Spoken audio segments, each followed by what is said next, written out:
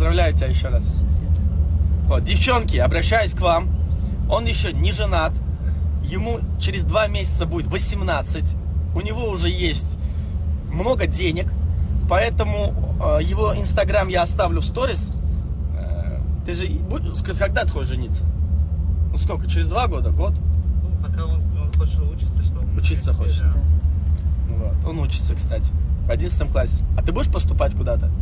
Ну, в университет, дальше Да. учиться? И в Москве ты первый раз?